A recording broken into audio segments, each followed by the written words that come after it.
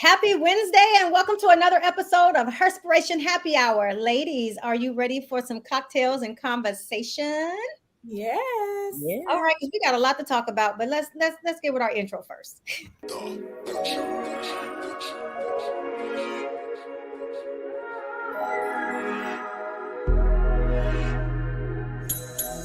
Are you ready for cocktails and conversation? Are you ready for cocktails and conversation? Are you ready for cocktails and conversation? With your host, the unapologetic diva, Dr. G, the girlfriend therapist, Dr. Cortina Lewis, the Blue Phoenix Heels, Louisa Harrell, and the networking extraordinaire, Diana Richardson Philippus.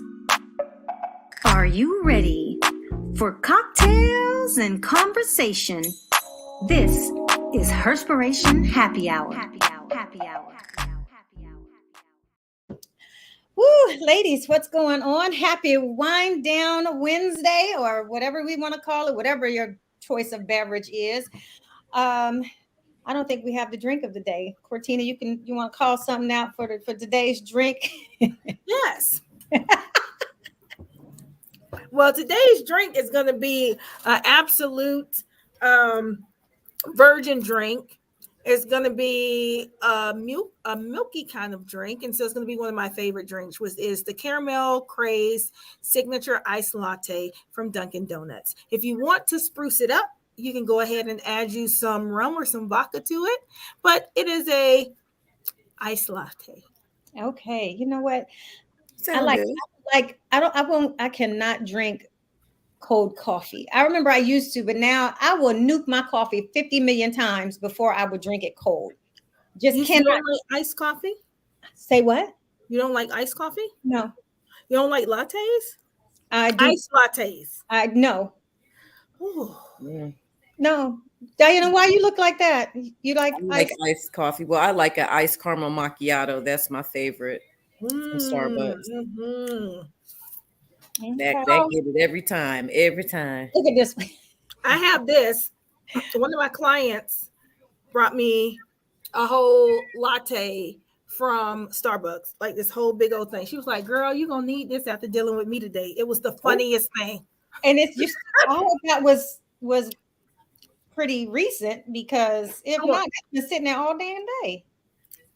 Yeah. Thank you. I'm not gonna drink that. Well, I was just saying that nobody needs your stomach bubbling up because you done sat and had coffee that's been you drink coffee that's been sitting for like all day. Yeah, no. I don't know. I Diana, you had the same look as me. Just go ahead on, throw it in the trash. Just throw it in the That's trash. why I'm just sitting there. That's why it's cool. I just got into iced How do coffee. you refrigerate it? I have a refrigerator here, but because it has a hole in the top. I don't. I'm just, what's that got to do with? It came from my side. Oh, What if they spiked it? I'm sure they didn't, but no. Okay. I think like that too, though. I'm not even gonna lie. Like that shit ain't even covered. Like you're gonna bring me to I'm just gonna thank you and leave it sitting right there. Thank you. Okay. Wow. So I thought it. Yeah, I thought it. I did. And you know what? And I think I skipped. You know what? First of all, let me tell you, even coming back has been getting back into the groove of this. Totally forgot to do introductions. This is your apologetic diva, Dr. G. This is Dr. Cortina Lewis, aka the girlfriend therapist. Ooh, I got it right. Right. Diana, This is Diana Richardson Philippus, aka your networking extraordinaire. Oh, what? Did you want me to wait? No, you was fine. No, I wanted you to go next. No. Ma'am. Oh, and of course our guest co-host today. Come on, you gotta. I am Chavez D. Walker, the coach of courage. Okay, I was about to say, yeah, she is filling in. Louisa is Right now. out for this month, handling some personal things, but also taking some personal time, which, you know, if you follow us, we advocate for self-care. And so she's, had a summer before the kids go back to school, and she has 5 kids. So that's trying as it is. She needed some self-care time for herself. So I am so proud of her for even, taking the time to take care of herself and then take care of her family. So she'll be back with us in September. But in the interim, we have, Shay, whenever she decides that she wants to hop on with us, but we appreciate you having you with us. Now, ladies, okay, before we even get to our topic, which is, all by itself can lead down 1,000 different roads of humor. What the fuck has gone on in the last week since we have been on? Between what is it? This brawl in Birmingham, the Birmingham brawl, which I have my own personal feelings on. That's how I'm looking over my glasses. I know, and I can't even bring myself to watch the whole thing, but the aftermath is what's really caught my attention. And so I definitely want to hear you ladies' thoughts on it, because my first thought is, hey, I'm so excited that we together kumbaya and protected one another. The only thing I did not like was we took 10 steps forward, 10 steps back after it was over. We can't say we want change and then make a mockery of the change that we just sat here and made a precedence on. So yes, I mean, I'm getting all of these little inboxes of all these little funny memes and all of those things. And I personally, as somebody who advocates for change, I don't like it. I'm not saying it's not funny. I just don't think it's funny, because we need change. We need to be able to stand up for one another and have our big hooray without having to belittle what we've done. And I feel like that's what the jokes do. It doesn't take, because I don't take it lightly, what even transpired and the racial injustice behind it, or the racial acts. What you talking about, the aftermath? Please fill me in, because I must not. I'm talking about the jokes, probably the memes, the songs, and all the jokes, the memes, and all of this other stuff. Like I said, I love that we protected each other. What I don't like is now we've made a mockery out of protecting each other. Well, I don't. So I think I see it very differently, right? Because historically, Black people, we have always found humor in the harshest of things. It doesn't matter what it was. We have always brought light. Even with funerals, you got people laughing, and you can't really even be serious. And I think historically, that has been part of our healing journey, because life was so hard, because slavery was so hard, because civil rights, Reconstruction, Jim Crow, all of those things were so hard. We had to find a way to be able to carry it on our back. So now we have all these people coming together. You have people saying, oh my God, damn, this is our first time, like, we standing up, like we was behind one another. Exactly. And I think the stuff that is coming out of it, I don't think it's making a mockery. I personally don't feel that's belittling it. What I feel like it's doing is saying, like, hey, God damn it, we sick of this, and you got to stop trying us, because we still gonna take things into our own hands. We are coming together, and I think that's what I'm gonna say the system is afraid of. It's afraid of the unity from the Black community. And I'm actually proud that people can see it, and with the I don't have a problem with it. I even posted. My question is, how does somebody? I guess my question is, if we've done this great thing, how do people on the outside look to us and take us seriously when we turn right around and make a mockery out of us joining forces? Well, I don't think that it was making a I concur with you, Cortina. I don't think it was making a mockery. I mean, people have to take it seriously because you're able to see it. Yeah. Even though some of the memes and things that were put out, like some of the videos, because I know I sent you one that I thought was hilarious. Cortina, I'm gonna send it to you.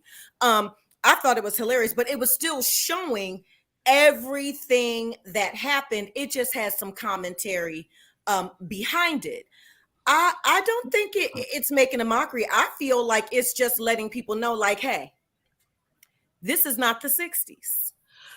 Also, when they had Aquaman, they had the song behind it. I would swim the ocean for you. I would go and bring you. Like, it's saying that it doesn't matter what it is in that moment. That was the collective feeling of everybody. Well, I can't say everybody because that's an absolute. Of most of the melanated people who were there. It didn't matter if we had to pull that boat back, if we had to swim, if we had to jump down, if we had to take our shirts off and clap our hands, because that is really a signal. If you got a Black person and they got their shirt off and they clapping their hands like this, you have to be able to know that oh, something is coming behind it. And I think when you have outsiders who are not a part of the community that are trying to make sense of something that belongs to the Black community, you're going to get it wrong every time, because that's the same thing that happened with Jamie Foxx when he said, oh, if they did it to Jesus, they'll do it to me. And the Jewish community got upset. How, when us as Black people, we have been saying that, well, hey, they crucified Jesus. Thank you. They'll do it to me. It has nothing to do with the Jews. I agree. So you have outside people trying to make sense and contextualize Black, African-American vernacular or our experience or the euphemisms that we use, you're going to get it wrong every time. And so if a white person is trying to say, oh, they don't even take their own systemic oppression or racism, sir, you're not a part of this. That's just a way of them minimalizing it anyway, because first and foremost, they don't want us to stick together. No one's ever going to be happy with anything. No matter what we do, somebody's going to say something, and that's just that. No matter what we do, meme, no meme, song, no song. I mean, it's always going to be something. It really is, in my opinion, my personal opinion. It also goes to, like, with protesting. Some people say, burn the goddamn thing down to the ground, because when we silently kneel, you got a problem with that. So what is the right way to do it? Because any way that we do it, you are not going to accept it. So we might as well do whatever the hell we want to do, because either way it's going to be wrong in your eyes, because you feel like it's a threat to you.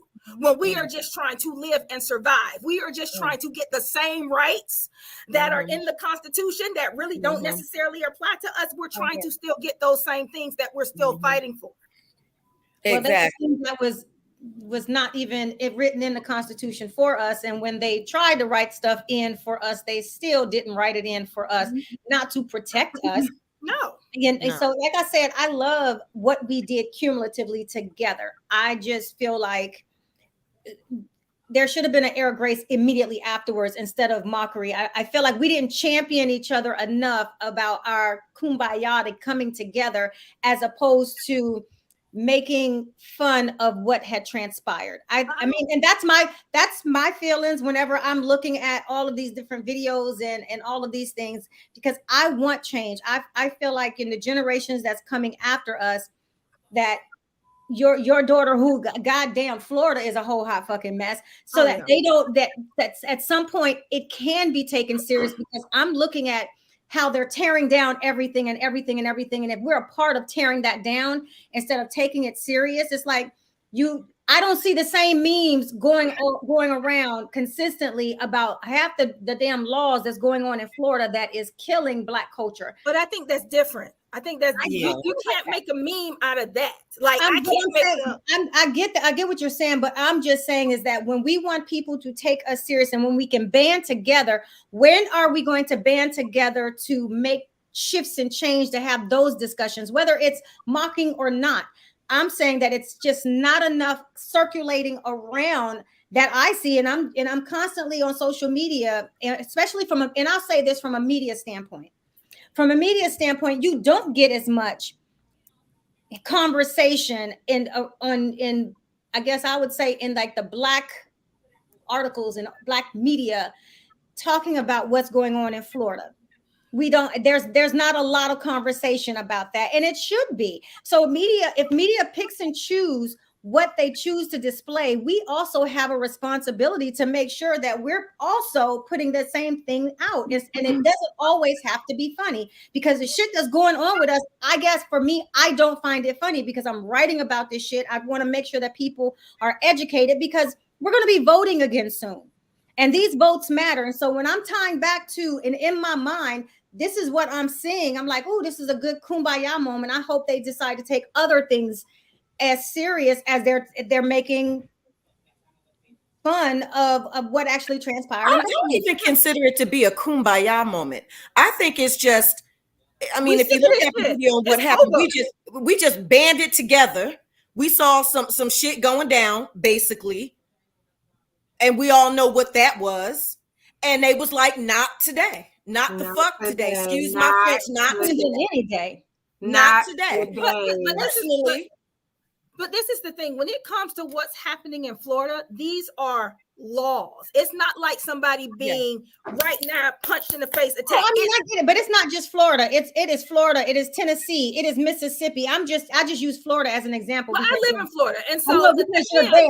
And when we rally differently, because you got to understand the stuff that's happening in Florida doesn't only impact Black people, and so you have a whole host of people. That's why when last week I reported to y'all that they did away with the AP psych courses because it talked about whatever. Well, guess what? They reversed it this week, and there's still certain counties that are choosing not to still allow it in their county. The county I live in being one of them.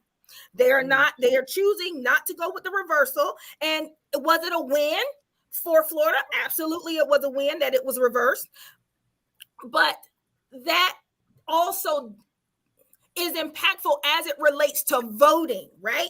When you have this person, we don't know who the hell this man was that done went and bum rushed and mushed the security guard who was just doing his job. He might be somebody who don't even goddamn vote. We don't know if he was Republican, Democrat, Independent, Green, Yellow, Alien. We don't know what his background or what his belief was. We just know he tried somebody who looked like me. And it was fuck around to find out that day. And we know he had one. The same thing. He fucked around and found out. Yeah, he had warrants though.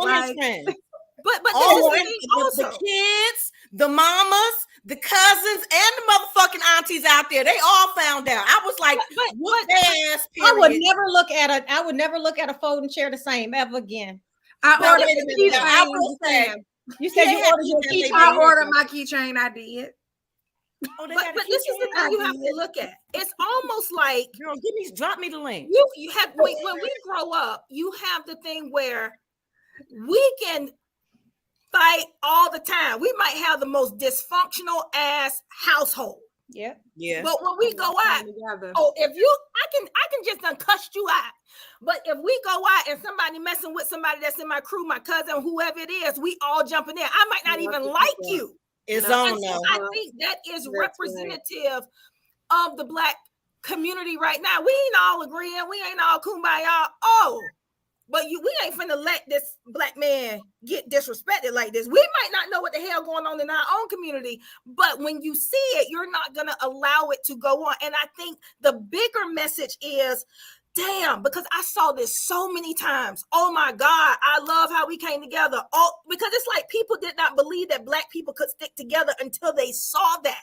And I think that emboldened and empowered other Black people to not just stand there and watch things happen. So in the future, because they saw this collective coming together, I think that it has now lit a different type of fire behind people to say, oh, hell yeah, we ain't finna have this because it's not the 60s or whatever and all this other kind of stuff. But I don't know if you all saw, there's a therapist in Alabama, and about 2 hours before that happened,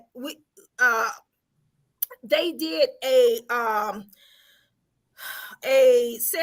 going to call it a ceremony, a ritual where they paid homage to the ancestors and they fed them flowers in that same river, because that same river was where import of slaves and everything like that, right? Yes. And so I think the environment was charged already.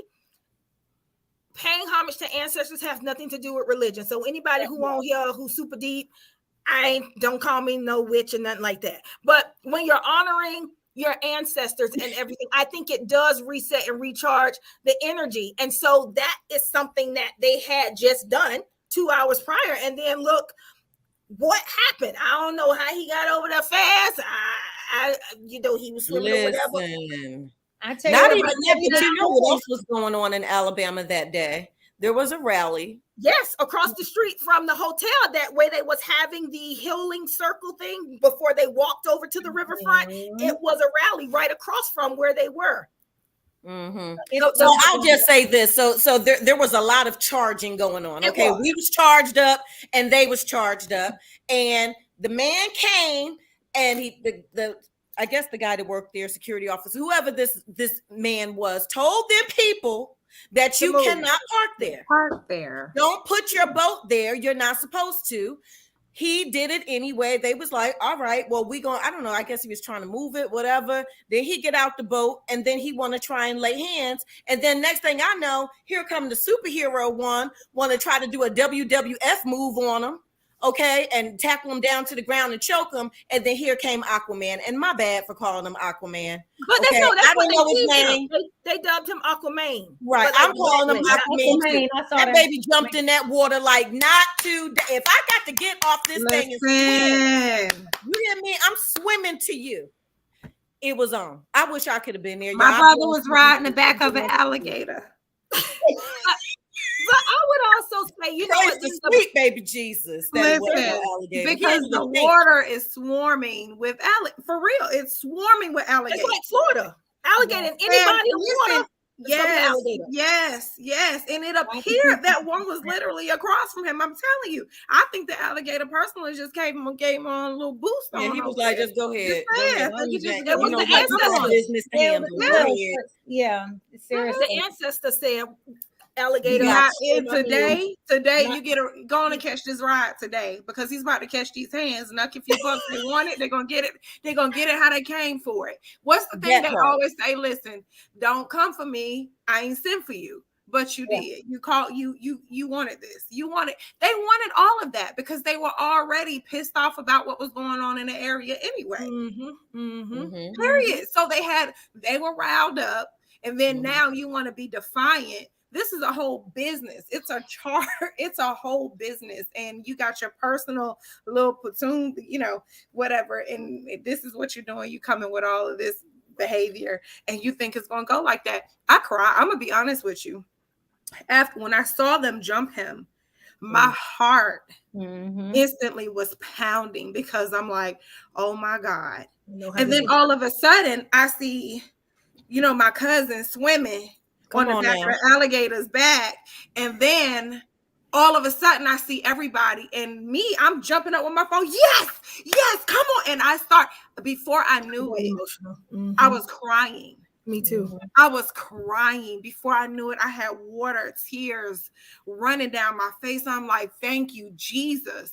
Because, hey, I mean, it is what it is. Amen. Sometimes you just got to, you have to fight. You have to fight. You have to. I think that was a physical representation of what we need to do in the polls, emotionally, all of those other things, because the physical fighting aspect was a representation of us banding together and supporting one another. We don't even know the whole thing, but I see you, I hear you, I support you, I'm here for you. And that's the same heart and spirit we need to have when additional injustices are happening to our people. Now, there is another part of this, because while most of us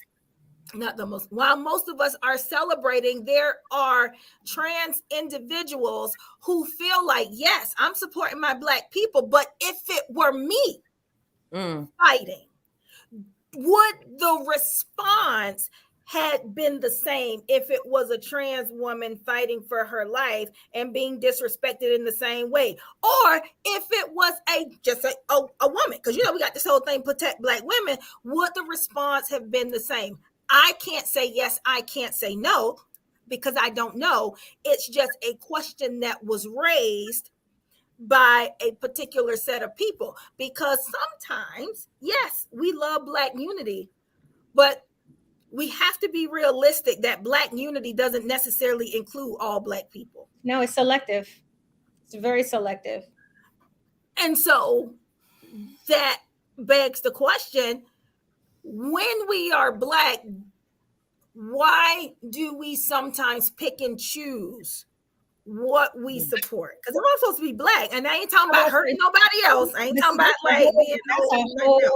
that's a whole topic all by itself, because it is. People are very selective in what they want. I mean, and people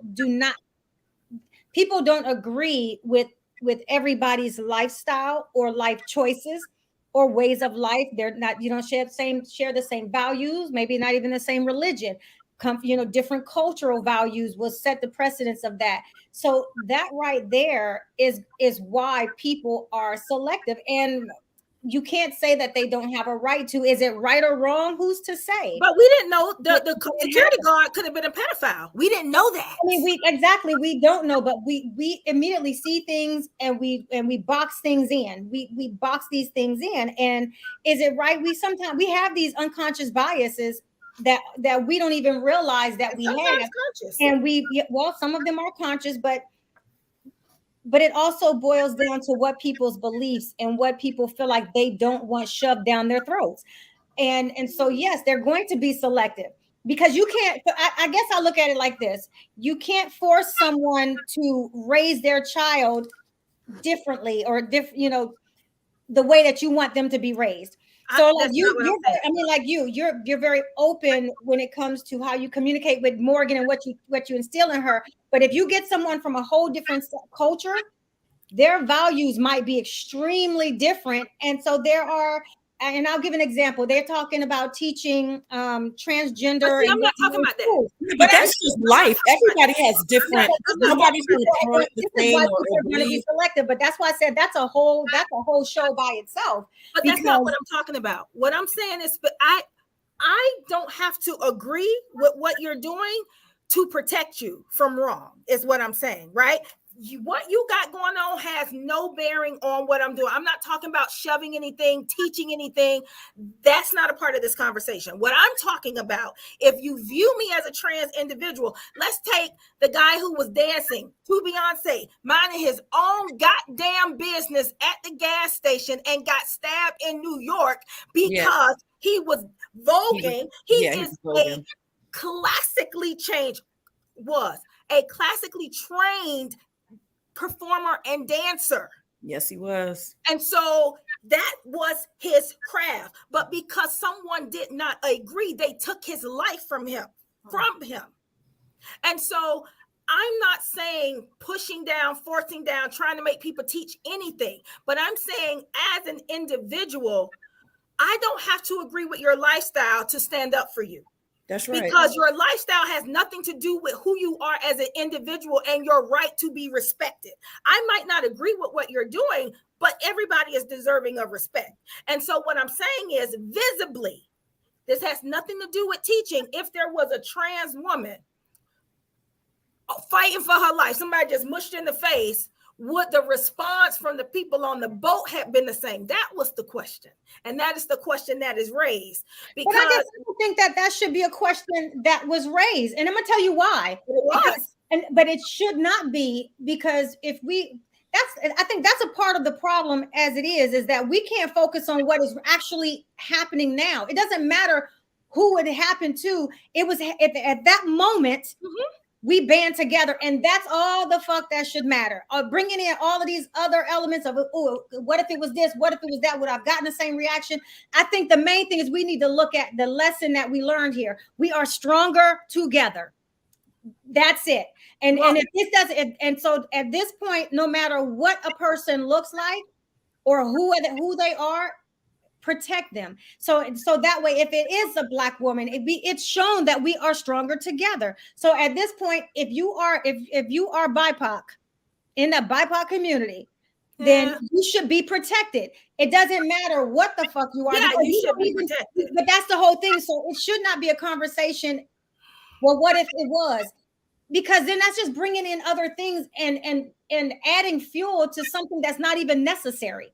But I would just like to say that I personally believe in my heart that no matter who that person was, woman, male, transgender, what have you, any Black person that was there that day that happened to, that it would have been the same reaction. I agree.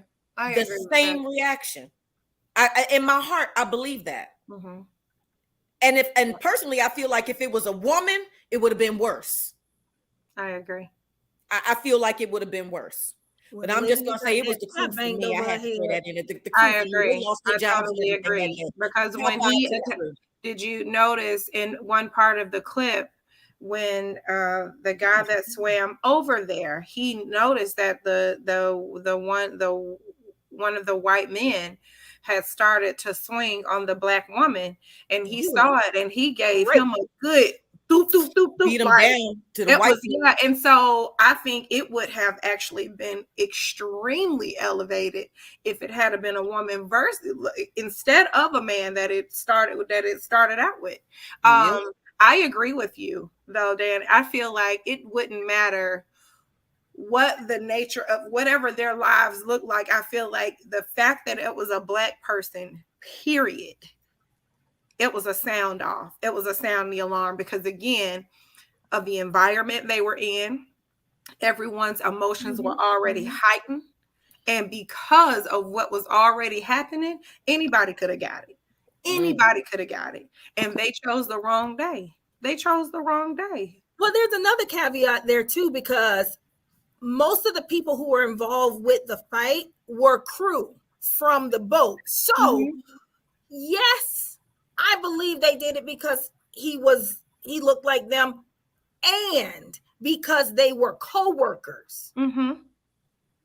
Because if you work on the boat, you see the same security guard every day. You're like, okay, homeboy, so like you're more than just another black face. When you start to meet family, you work together. Right. But there was people out there too that wasn't the crew that was throwing them things out there. I mean, right, but what I'm saying, out there getting it in. Yes, there was. But what I'm saying is most of them, they had on those blue shirts. They all worked on. Look, I'm looking at it again because I just want to make sure. That's what the name of the boat is. The Harriet. Right. But okay. So I know, Pam, you do not want to hear this. But did y'all see the T-shirt where they had Harriet Tubman holding the chair? Yes. The folding chair. I'm like, you know what? Y'all just going too far. But I did get my keychain, so that's all I'm saying. But I'm not going to buy the shirt. Okay. But no. And honestly, I don't even feel like they were making a mockery of it. I feel like they finally felt like they had something to celebrate. Yeah. That's one last thing. All righty then. I don't know if y'all saw this, but I'm just gonna show it. What is that? A phone stand. A phone stand.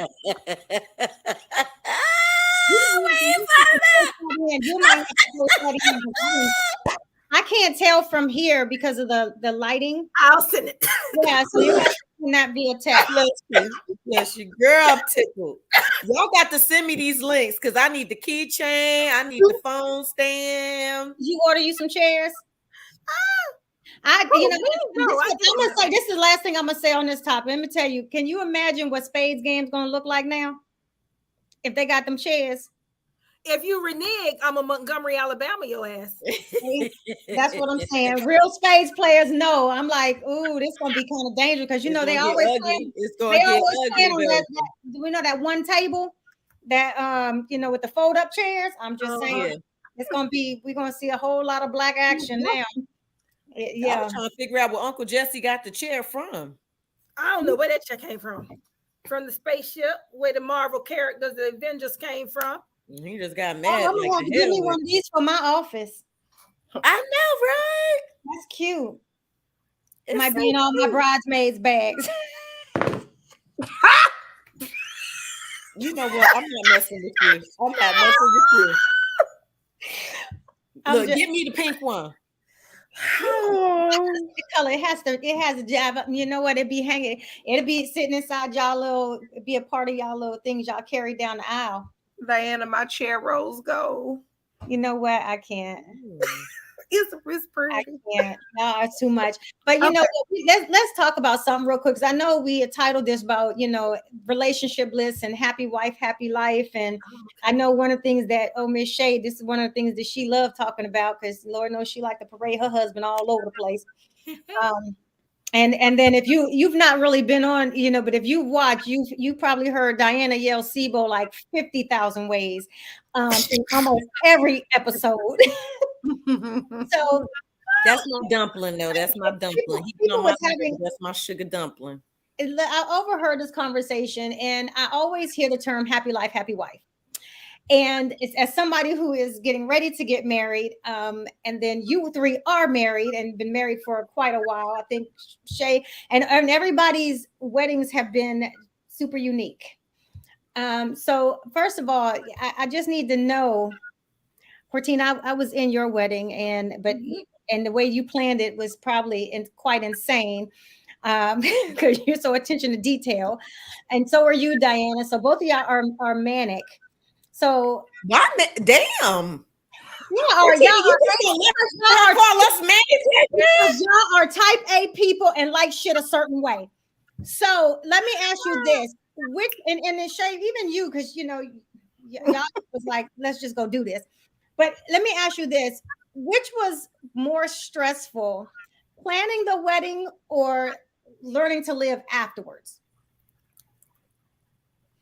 Adjusting to marriage, like, because I keep hear people tell me, oh, it's going to be different. It's going to be different. It's going to be different. So I see absolutely no different from before we got married to now. I saw a difference in my married life. I mean, when we got married, but I would still say the stress of getting married was definitely worse than the afterwards. I mean, don't get me wrong. We were together for 5 years before we got married, and we lived together. We're living together, I think, for 4 of those years.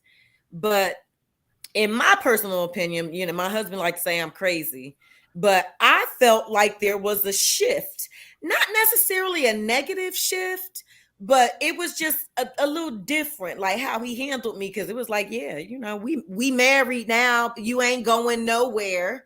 You mad? Go to the room. And then we'll reconvene later. Because that element, and maybe the difference was with me, because when you get married, it isn't like, you know, we mad, I'm gonna break up with you. You know, like, get out. It don't work that way. Like, we in it. So yeah.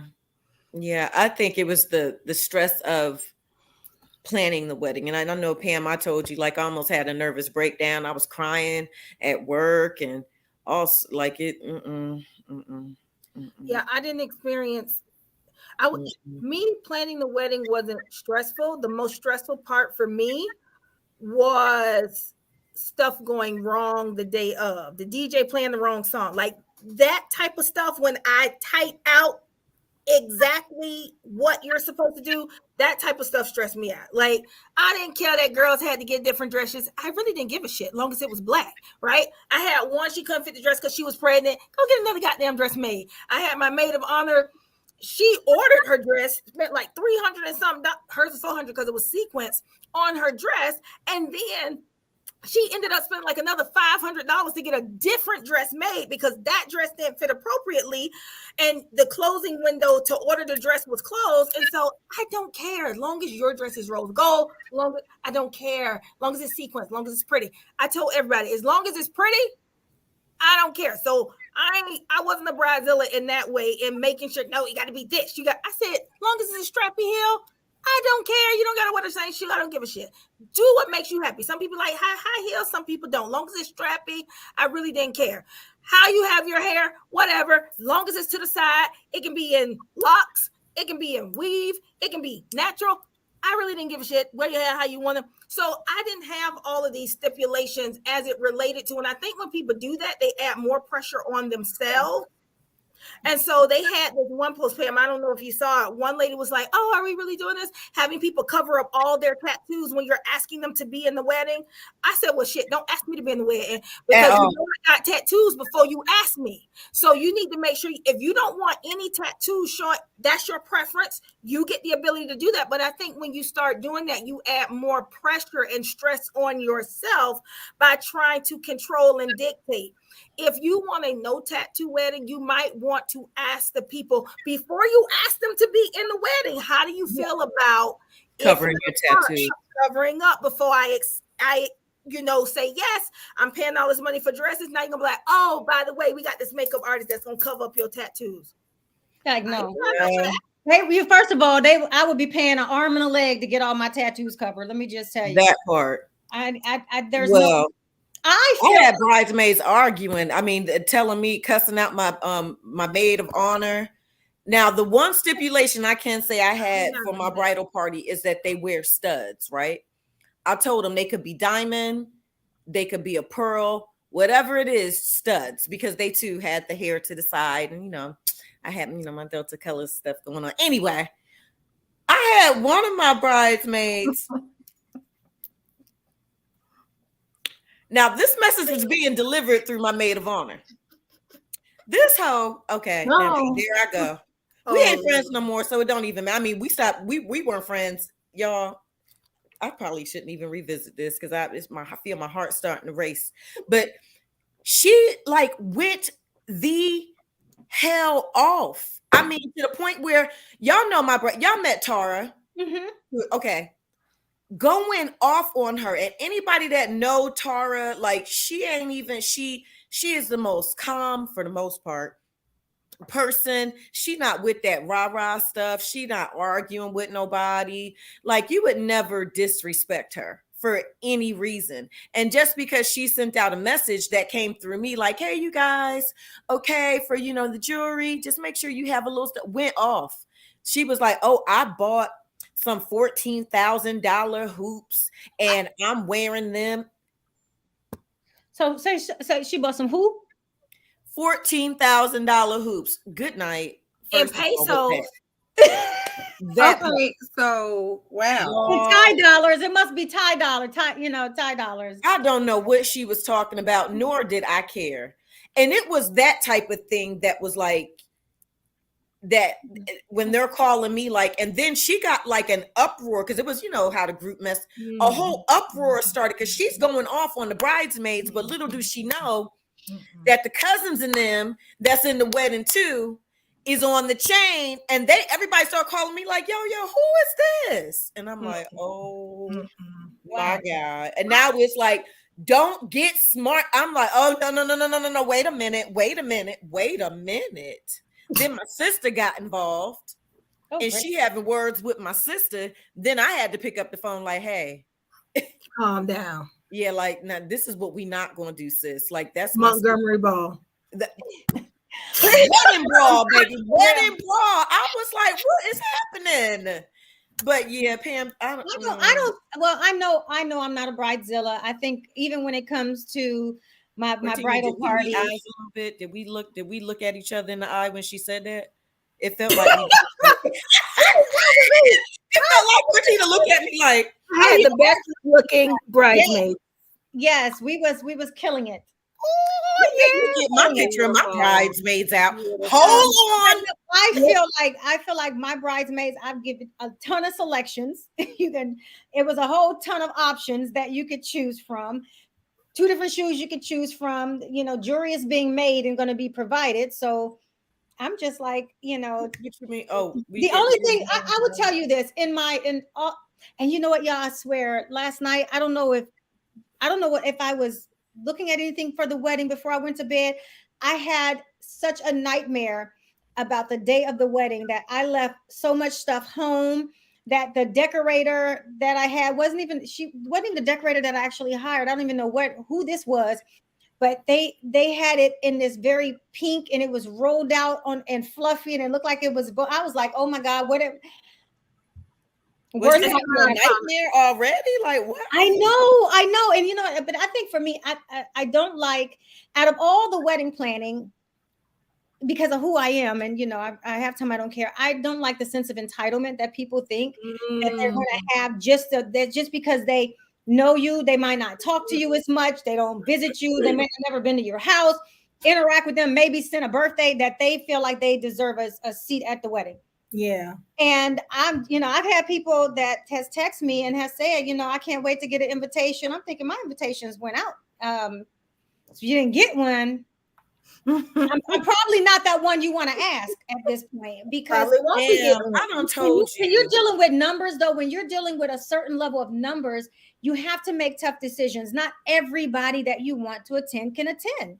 Yeah. And then I feel like I put more on there than I wanted to attend just because they say, oh, you got to invite more in order to get to your number because only a fraction of them will show up. Well, I feel like that hasn't happened yet. I don't deal with any of that. Thank you, Jesus. We were on the way to Top Golf, and he looked at me. He said, "You ready to go get married?" Sure, let's go. We ended up in Orange County Courthouse. We got our marriage license. I had a ceremony on the beach the next morning. And I mean, we had sex in the car in the parking lot when we changed our clothes. Yes. And we went back to our hotel. The resort was beautiful. We had a great weekend, and we sent everybody a text message. Hey, we're married. Boop. And this was my wedding. And I took my wedding photos with my iPhone. Okay. So yeah, that's it. Yeah, so none of that. Just none of that. And how long have you been married now? So it'll be 5 years while we're in Grenada. We at March 1st, it'll be 5 years. And then on top of that, me and my husband, we had only known each other 65 days before we got married. So, and even after we got married, I can't even say that there was a level of stress. Like my husband, he taught me what an intentional man looked like. He showed me what an intentional man was. And all he wanted was for me to be able to settle in and be comfortable and trust him that he was going to take care of me. So I didn't have to navigate any stress. I mean, you have to get used to living. I mean, because we don't know each other, just 65 days of knowing each other. And so you're getting used to people's mannerisms and, getting acquainted to living together and that kind of thing. But even in the transition, it was with ease. I had to learn his ways. He had to learn my ways. And then some compromise had to take place. Mm-hmm. But has it been stressful? No. So you know what? Speaking of, you said you didn't know each other in 65 days. And I'm going to throw something at you, ladies, and tell me how you feel. I feel like if you can be 100% authentically yourself, you will know who you fucking with in 65 days. If you're willing to lay it all, you are willing to lay it all out on the table and just be yourself, greedy, moody, attitudey, bitchy, nagging, if that's what you are. You lay out everything and you show me who you are. Yeah. You know who you are in 65 days. Yeah. I think you can, but I would add an and, because different versions of you come out in different seasons. When I have money, you might be different than if I'm living on EBT or something like that. So I do believe that if someone is showing you, but I think if I love you the way I say I do, I will have patience during those other seasons that I haven't even seen yet. Yeah. If I'm being honest. So to answer your question, I do believe that you can, but the person has to be real about the level of love and their intentionality and say, hey, I ain't always going to be dressed like this. Be perfect. Have it together. Be everything that you see right now today. If you do love me, will it be able to prevail during all the seasons of our relationship and that we're together? But I also think it goes back to, so even if 65 days, 365 days, 5 years, the evolution of who you become changes. It's going to change. Can we grow through it? Because that's going to be the most important part. And I think I probably all of us here have endured it, because I know, like before, Diana, you worked for corporate America, then you just went into business for yourself. That shifts the dynamic in your relationship, even if it's in your mind. Mm-hmm. I know it was for me when I decided to step out on my own. It was like, he supported me 100%, but my own anxiety and stress was like, I still got to carry my own weight. Not for him, but for me, because I still had to have a level of independence. Yep. Yes. Even though I completely depend on him and don't mind, and I can say that I depend on him for a lot of things, because who I am, he's been a part of. So I feel like he's a part of who I am. But mentally, I drive myself insane sometimes. Yeah. I do it all the time. Yeah. So, and I think that comes with, knowing yourself and knowing your partner. So, and Cortine, I don't know if you had any, he put you on a budget. And so that was hard for you. That definitely is, because he met me a certain way, right? I just didn't give a damn. I'm just like, yeah, whatever. I want this. Yeah, I get this. Yeah, I get this. Now I'm like, damn. He gonna ask me what this fun. Pam, I'm not finna lie. Well, I don't even know if I should be. Never mind. Diana, we had to send something, right? So I just sent it, but I hope the person who get it can read through code. Because I had to code it a certain way. So when they look at it. What we had to send? Go on the text message. It's on the bridal text? Yes. So I was like, let me SOS secret decode this thing, and I hope that the person can understand what the hell I'm saying. He might be like, what is this for? So anyway, yes, being put on the budget, that was extremely different.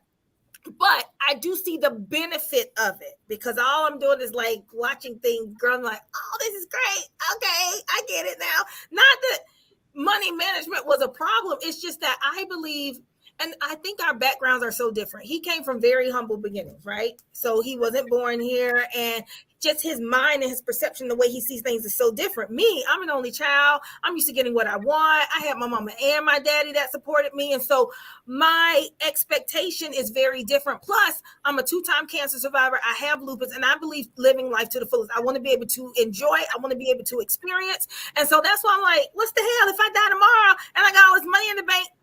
My kids gonna enjoy it. I want to be able to enjoy some of this. So let me just, do it. So when I die and I'm able to ask myself, you did all this work, but were you happy?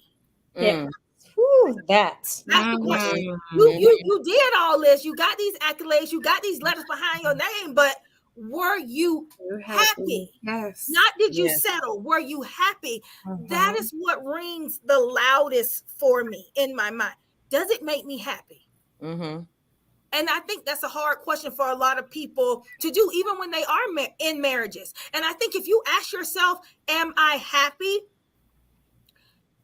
You would do the work to say, if I'm not happy, what is it about me? Not about my partner, but about me that I need to fix in order to be happy. And then you have the conversation with your partner to say, you know what? And this is a time where you're not being defensive. You're not trying to excuse away, why, or rationalize why you do what you do, but you ask them, what do I do for you? Do I make you happy? Regardless of what they say, it's not a time to refute it, but a time to listen and take it in. If it fits, do something to apply it and change it. If you don't agree with it, well, there's a reason why they're saying what they're saying. You might not agree with it, but it doesn't mean it won't make an impact in the relationship. And I think growing through seasons, if you're able to do that, that gets you in a place where we can grow together, because I might not always agree, but I have compassion and patience enough to do the work that it takes to get us in a healthier space. Absolutely. I agree. That was beautifully articulated. Yes, it was. It's so funny that you said that, because I was just talking to my husband today as I was grocery shopping. And I mean, I'm sure everyone that listens to this, as well as you and Pam, both know how I always talk about balance. And how I'm not balanced, and how that has really been a struggle for me in business and in my marriage. And Diana, hold up really quick. Remember what balance is. I think Cortina showed us the balance wheel. That's what you're talking about too.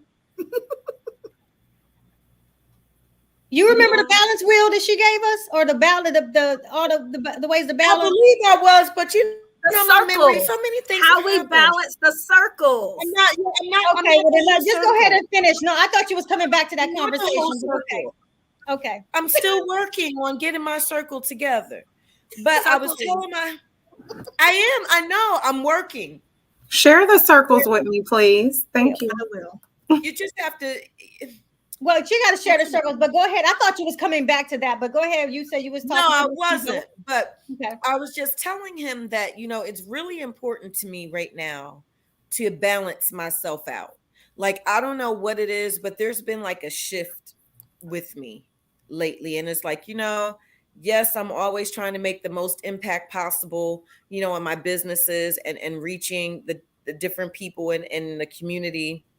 that I want to serve, helping women, empowering women, coaching, that all of that, yes, which I love, but I'm always giving, and I'm left depleted all the time. I mean, I just don't. Well, she And done. not even that. To her. Hmm? I said I was dumped. I don't really talk no more, but that's okay. You weren't done. We do talk. We don't talk. We didn't talk this week because you already know I've been in Houston. We still don't talk as much as we used to. I feel some kind of way. I'm not going to feed into this today. I'm not going to feed into this on here. I'm going to talk to you offline. We're not going to do this to me online. We're not going to do this. Y'all, I have been extremely busy, and I just came back from Houston. I just been doing a lot. I've been doing a lot. I'm just going to leave it at that. But I was talking to my husband today, and I was telling him, like, we have to create some balance because he's busy too. Now he's a director. So now we both running around here just busy, literally just busy. And I don't like it. I don't like the way it feels. I don't like how I feel. I want to cook for my family. Like that's something that I used to really enjoy. Now I feel like it's a horrible task that I'm plagued with. Well, just have morning sex and it'll start your day great. Oh Lord. No. So that's not Diana, first and foremost, just kudos to you for being so transparent about that, because a lot of times we can become so consumed and it almost turns into shame and embarrassment sometimes, and it'll keep us quiet and we won't allow ourselves to say out loud what we need, right? Mm-hmm. And so kudos for speaking out loud, because that's so necessary. And then that way, because iron sharpens iron. So the moment you spit that out, you got some iron that can come behind you and say, all right, girlfriend, here we go. Let's get it. Right. And so it is so important to have that. It is so important. I'm like you. I can become so consumed in so many things. And then before you know it, I've become swallowed up in the consumption of doing everything for everybody else. And I'm like, wait a minute. So wait, what's happening? Do I have food in the house? Like, wait, what's happening? So I lived that life. I lived that life for 19 years. And I refuse to ever, ever, ever allow myself to go back there. The one thing that I say, I have to prioritize me first.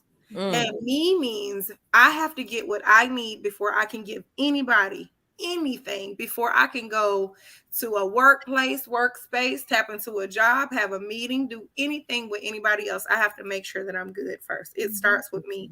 If we continue to prioritize ourselves, then everything else will flow. And it sounds like that's impossible, but guess what? Nothing can happen without you. So why not always prioritize you first? It's important for me to connect, have intimacy with my husband. It's important for me to talk to my mama. It's important for me to talk to my daddy. It's important for me to send my morning messages in the morning to people that I care about, because once my day starts going, I'm going to become extremely disconnected from everything and everybody. And then by the time I get home, I'm ready to go to bed. So I had to prioritize what was important first, and that's me. And you have to set the tone. That has to be what you live by. Remember, you control the narrative. You control the narrative. The narrative doesn't control you. That I'm glad that you said that. And I want to take it a step further, because I struggle with boundaries, right? And if anybody knows, like, my mom stays here with me now. And yeah. It's Cortina, don't do that, okay? Don't give me the hint. You got to see if that family circle is balanced. It's not. Listen, so I'll keep trying to create this boundary in the household. It's not, I feel like I'm trying to get a little better with it, but I have habitual boundary crossers all around my household that don't respect my work and what I have to do. So I'm really thinking about just going and leasing an office space so I can get out of here, because it feels like, yeah, like I can't work at home anymore because, and my husband, he works predominantly from home as well. And my mother's retired, so she's moving around, she's doing this, she's doing that. I'm in meetings, and I'm doing what I do, and I need quiet, and I can't get it a lot of the time, as does my husband. But I'm not talking negative about my mom. My mom is my mom. She's a grown, seasoned woman. And I don't know what to do about that. I feel like I need to call my therapist again. Well, what I would say, yes, we want to be able to respect our elders and our mothers, but we also have to be able to be consistent with the boundaries that we set in place, because they are in place for a reason. And historically, us as Black people, as our culture, we are taught that we have to minimize our true feelings in a means of respecting what they want. Just because you're older than me, that doesn't mean that your way is superior to mine. And so that's a hard struggle and challenge for a lot of Black individuals. But that's a whole nother hour conversation for another. I mean, it is, but I'm able to communicate, but whether that is received is the problem. No. If a boundary is violated, there has to be something that comes behind it. Because if there's nothing, you said it. So with boundary, right? So the boundary, right? The boundary is for us. It's not about kicking out, but I deal with you in a different way. If you cannot respect my boundary, the way that I now interact with you changes. I don't disrespect you. I don't discard you, but I deal with you differently. Because clearly I've set a boundary that you cannot follow. You are a habitual boundary violator. Now I have to deal with you differently. But that sounds harsh. Yes. But what does that mean? What does that look like? So this is the thing, right? Give me an example. This is a real example. We do family prayer every first and third Sunday. My family, right? My grandma, the matriarch, nobody don't go against her, right? Everybody just fall in line. So there was a situation where it was my turn to pray. I don't want to pray with a haughty spirit, right? So I was at a baby shower. I walked out of the baby shower to go get on family prayer or whatever. I ain't had no problem, but I just didn't want to do all the extra stuff. Like, let's pray, let's get on, let's do all right. So as I start my prayer, my grandma say something, my whole spirit shifted. I said, I cannot pray with this type of heart.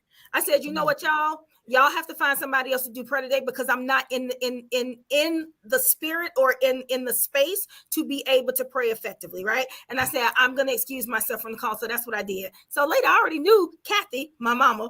She was like, well, you need to apologize to the whole family, blah, blah, blah, blah, blah. Ma, I'm not apologizing. And I said, you know what? You cannot expect for me to apologize, because just because she's my grandmother, what she said was disrespectful, it was rude, and it was out of line. So I'm not going to apologize for what she did. I'm not doing that. I'm not going to walk around on eggshells and apologize for somebody else's behavior because I decided to remove myself from that situation. I did not disrespect anybody. I did not cuss anybody out. I made my boundary very known, and now I deal with it differently. No, you're not going to make me feel guilty for not bowing down the way that people believe that you should do to your. No, that was disrespectful. You can't talk to people like that. You might not see it as disrespectful, but everybody is deserving of respect. And if you want for me to treat you in a certain way, it has to be reciprocal. It might not look the same, because I don't expect my grandma to treat me the way that I treat her, but respect is due to everybody. Woo, yeah. Well, girl, you done said a whole damn mouthful. I'm gonna call you when we get out of here. Okay? Whoa. Well, you know what? That's how quickly a whole hour have flown by. My goodness. Oh, wait, before we go, hold on.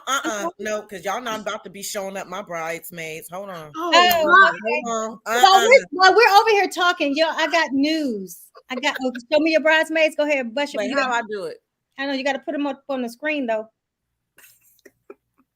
Shit. Wait a minute. Hold on. Get into it. She just sat here. Okay. Yeah. We was bad. Y'all If we don't stop moving the goddamn phone up and down so we can see the picture. Wait a minute. They- Y'all know I ain't got steady hands. Is this right?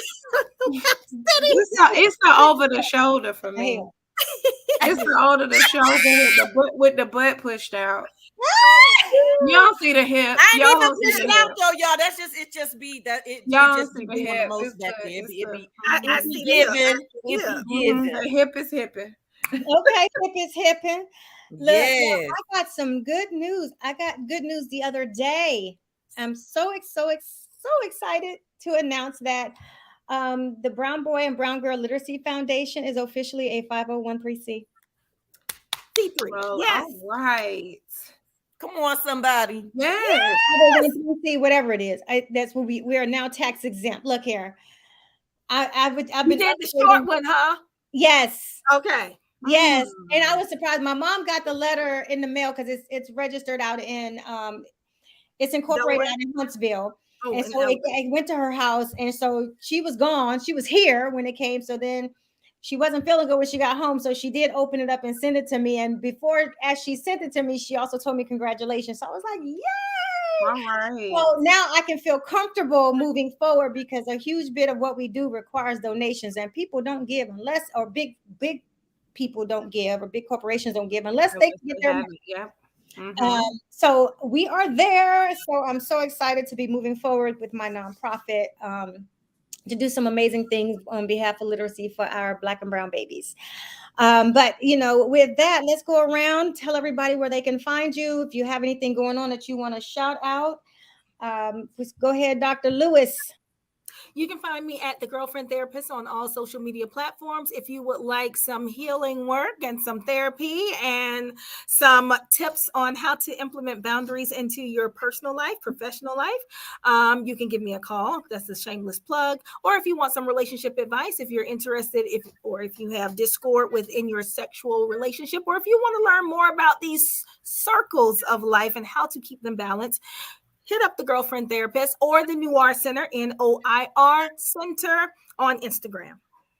I don't think it's fair that I can't, you can't really treat me because I know you, but it's all good. No, I know it's all good. I know. We don't get through it. To me. Nice. Diana, where can everybody find you at? You can find me at Diana Richardson Philippus on all social media platforms. And you can also find me at Empowered Women Empower on Instagram and also on Facebook. Yay. All right, Miss Shay Walker. I call you Shay. You can call yourself whatever you want. I call you Shay. Everybody calls me Shay, but my name is Chavez. And you are able to reach me at www.thecoachofcourage.com. And on social media? So, yeah, that's a work in progress. Look, listen, y'all keep me lifted with this whole social media managing thing. Okay. I don't got it. I ain't got the juice. Okay. Listen, that's a whole nother job. We'll talk about that later, girl. I mean, now you can. Hey, the Coach of Courage. It's the Coach of Courage everywhere. The Coach of Courage on Facebook, the Coach of Courage on Instagram, the Coach of Courage on TikTok. Now, what you see there is just my daily, regular, like just what I want to do, what I want to post. It has absolutely nothing to do with the Coach of Courage. Okay, that's okay. It's just living. Yeah, just living. Right. So you can find me on all social media platforms at I am Dr. P. Gurley everywhere. You can also find me or follow my Kids Red Carpet at BGBB Kids Red Carpet or Brown Girl and Brown Boy series on all social media platforms.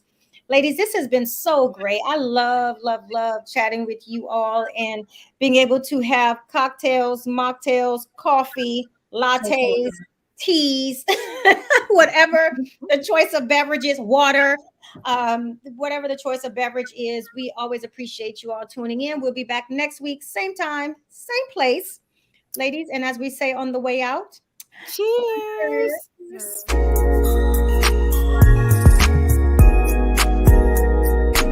This is Herspiration.